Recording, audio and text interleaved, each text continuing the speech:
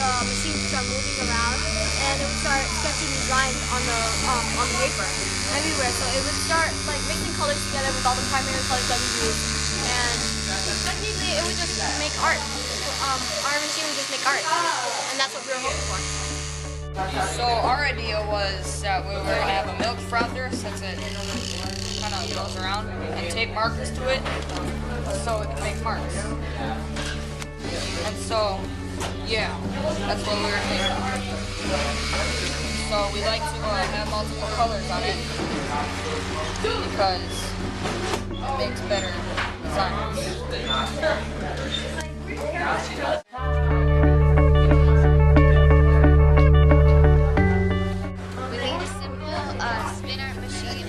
By taking a drill and attaching it to a plastic bowl, then we cut out little paper circles and put paint on it, then we turn it on.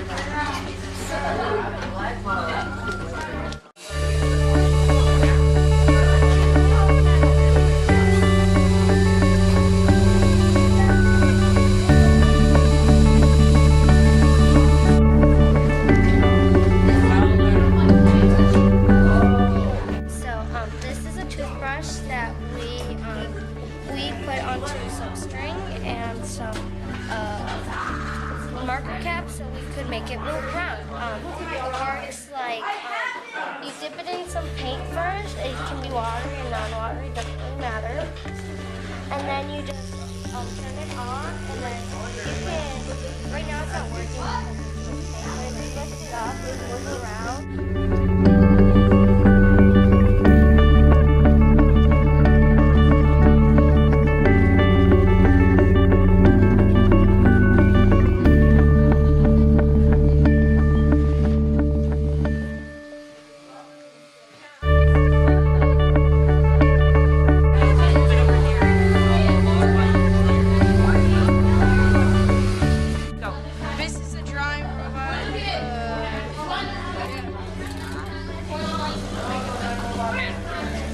Did you guys build it yourself? Yeah.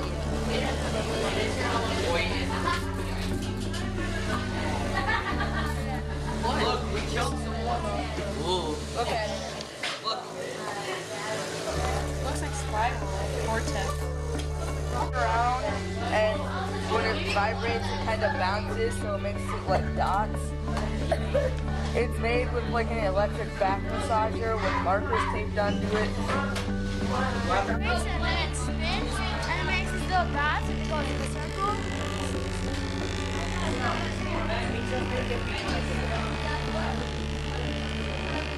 Yeah.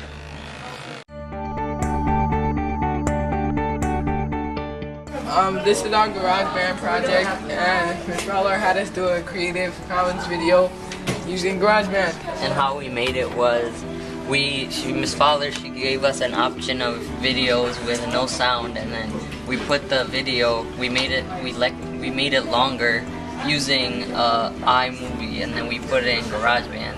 And then to make it longer, like to make sound, we chose a sound like right here. And then you drag it over here, and then this is how you make it longer. I found difficult about this project was that it's like every time something changes in your video, it's hard to make it match with your music. And one thing that I liked, I thought about all the songs that came out like by singers and stuff, and how the beats, and I thought like how they made it. Like they probably used GarageBand to make it.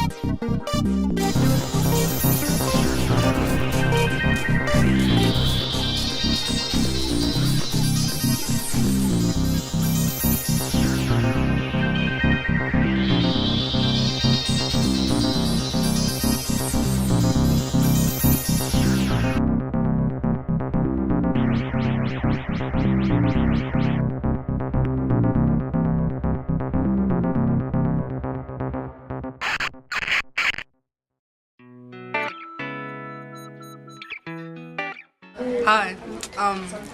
For this project that we made at Media Arts, we chose 2 adjectives from a bag. I got shadowy and cheap. I hated it so much, but then Miss Fowler, she showed us this video. Well, it showed us how we can make it shadowy. So then it basically just made my whole project easier. We also talked about sculpture gardens. In the beginning, Miss Fowler, she had us look at sculptures that from the Walker Out Center and other places like Franconia and the Olympic, so we could get inspired.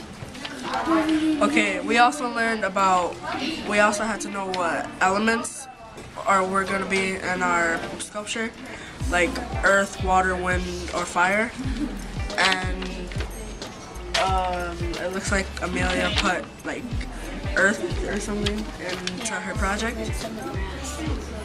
And we also talked about positive and negative space. And Wow, I didn't think about that a lot. I just made sure that there was space for the person to like walk around and stuff. They can even sit on these because I didn't add any benches. And all these we had to add trees to show like how big the sculptures was, and we had to add a person. And what's the word we talked about? Like when we talk about how big it is? Scale. We talked about the scale before we even started our sculptures. We even did practice ones before, but my practice one was my real one. I just kept going. And we also had to know how will the viewer interact with our sculpture. Like, does our sculpture move? Does it light up? Can you walk in it or around it? And does it make sound and other stuff like that? My sculptures, the person can interact with it, like they can maybe feel it, touch the trees, and walk around these little outside things, so that if anything like tries to get out, this thing is like blocking it, like it can't get dirty.